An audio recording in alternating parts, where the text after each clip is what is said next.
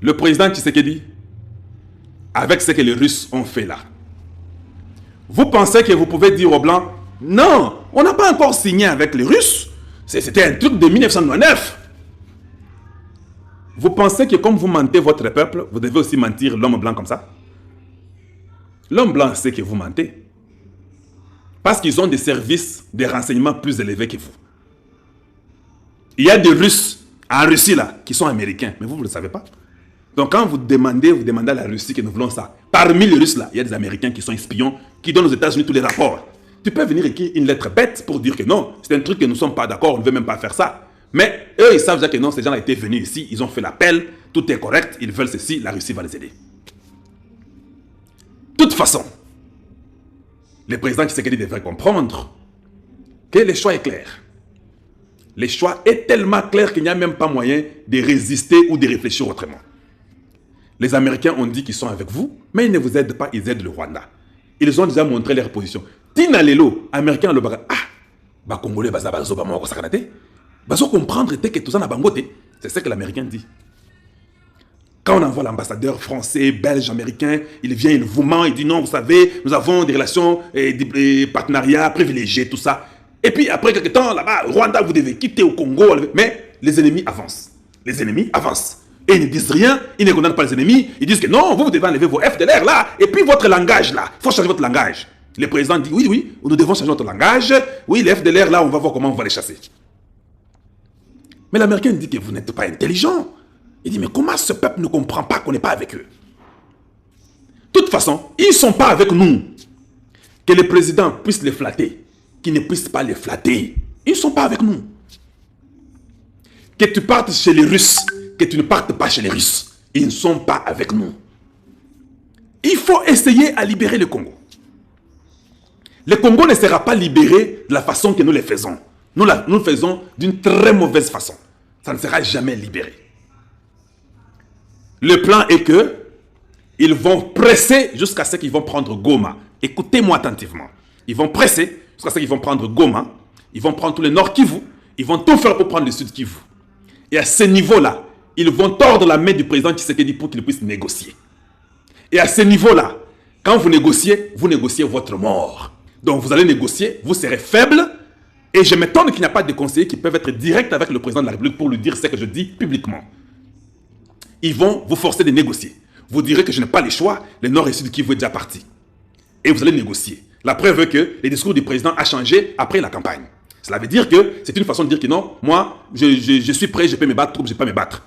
Le langage a un peu changé. Cela veut dire qu'ils vont vous forcer, ils ont compris les jeux.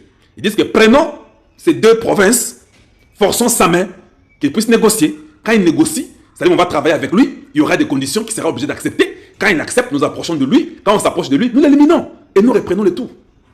Les Congolais seront esclaves. C'est ça la réalité. Les Congolais seront esclaves. On n'a jamais eu la vraie indépendance. Donc, que vous puissiez dire que nous sommes avec vous, que vous puissiez utiliser la diplomatie, peut-être je ne sais pas laquelle, que vous puissiez dire que Dieu va résoudre et nous aidera. Dieu n'aide pas les paresseux. Ça, c'est le Dieu que moi je sais. Dieu n'aide pas un paresseux. Il ne faut pas dire qu'allons-y prier. Il faut se battre. Parce que les dieux d'Israël, les Israéliens se battent. Ils prient, mais ils se battent. Les musulmans sont aussi les enfants de Dieu. Sont les enfants d'Ismaël. Ismaël, c'est Dieu qui l'avait permis que Ismaël vienne et qu'il ait un enfant avec Abraham. Agar a eu un enfant avec Abraham. Il est toujours aussi enfant de Dieu d'une autre lignée. Il n'est pas l'enfant de Satan. Quand les musulmans se battent là, ils prient et ils se battent. Quand les enfants d'Isaac se battent, qui est Israël, ils prient et ils se battent. Mais nous prions, nous droppons, ou bien on laisse tomber nos armes, on dit non, Dieu s'en occupera. De quel Dieu vous priez? Quel est ce Dieu-là qui est là que pour les paresseux? Vous priez Dieu plus les Américains. Et nous, on ne se développe pas. Mais nous prions Dieu plus que eux. Vous ne trouvez pas que nous prions mal? N'est-ce pas la Bible dit, vous priez et vous ne recevez pas, vous demandez et vous ne recevez pas parce que vous priez mal. N'allons remettre en cause votre Dieu qui vous priez. Un peuple qui est créé par Dieu, 64 ans, on n'est pas capable de s'organiser. Et toutes les fautes, il faut rejeter sur l'homme blanc. Vous pensez que c'est sérieux? Vous avez une constitution qui n'est pas correcte, une mauvaise constitution. Vous réfléchissez pour la changer. C'est-à-dire que c'est comme si vous êtes chez vous à la maison. Vous êtes chez vous. Pour rentrer dans votre maison, il y a les épines et puis il y a des trous. On vous dit non, il y a des épines, il y a des trous. Il faut enlever ça pour que vous entrez dans la maison correctement. Yo zolo bakete. Pour na kolongola ba épino yo na ba trou za liboso ndako ngai. Il faut to kanisa malamu, to mona ndeni to sala ngo parce que soko longoli ka ngo balamoko. Commune yangaba eko sepelate ou bien gouverneur eko sepelate. Quand vous arrivez chez vous, c'est instantané, c'est de l'instinct. Parce que quand vous arrivez, vous trouvez les épines devant votre porte, vous enlevez les épines, vous jetez directement, sans me demander la permission. Tu dis que non, mes enfants vont piétiner les épines quand ils viennent de l'école, c'est pas bon. Il y a des petits trous un peu grands, tu regardes, ah, mon enfant de 5 ans ne peut pas sauter ces trous. Directement, tu mets le sable, toi-même le papa, tu fais tout pour damer et que cet endroit-là soit bien pour que tes enfants entrent dans la maison. Tu dois arranger chez toi, toi-même. Comment chez nous, maintenant, on commence à nous forcer pour arranger même chez nous? Quand vous faites une guerre pendant 2 ans et que vous n'avez pas de solution, il faut arrêter, il faut dire que non, peut-être on n'a pas une armée. Alors reconnaissez que vous n'avez pas une armée. Si vous voulez aller avec les Russes, il faut décider. Parce que ça fait 60 ans, 64 ans qu'on est avec les Occidentaux. N'oubliez pas que Mobutu est avec les Américains. N'oubliez pas ça. Ça n'a pas marché. Mobutu a fait 32 ans, ça n'a pas marché. Les mêmes Américains, quand ils sont fatigués de lui, Bango Moko Balongolier, Batie Kabila. Tant que Kabila langage les Amabé, Balongoli Kabila, Bango Moko, Batie Joseph Kabila. Tant que Kabila a traîné, et Sili, Tikanayo, et puis organiser les élections, Donald Trump a tindi Bamapinga, Wana Gabon, l'élection au Eleki, qui c'est que dans l'Eleki, c'est payé avant Dawana. Donc ça veut dire que nous vivons seulement par les Occidentaux, ce sont eux qui nous dirigent, ce sont eux qui nous imposent qu'ils veulent. Mais 64 ans, ça n'a pas changé. Mais vous faites notre politique. L'autre politique, c'est-à-dire quoi? Essayez aussi avec les Russes. N'ayez pas un pied dedans et un pied dehors. Vous allez mourir en chemin. Vous allez mourir au milieu. Parce que les Russes vont dire non, on ne peut pas tout faire. Lui est encore avec les autres. Mais comment il veut venir vers nous? Bon, on va un peu voir. Et puis c'est le moment qu'on va te tuer. Je parle de ça pour le président Tshisekedi. Vous décidez carrément que j'ai essayé. J'ai fait 5 ans qui sont partis en vain. Je n'ai rien fait dans mes premiers 5 ans. Quand je parle de rien fait, je parle de la philosophie du Congo. Maintenant là, je suis avec les Russes. Et quand vous êtes avec les Russes, ne venez pas nous dire quand c'est encore en cours. Surprenez-nous.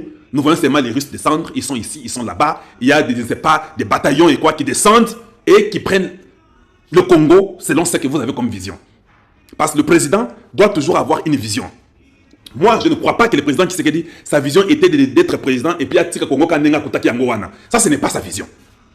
La vision du président Tshisekedi n'est pas de venir dans Kuti Congo, dans Sali Pelisa Nangana Kei. Ça, ce n'est pas sa vision. Il faut que le conseiller rappelle au président.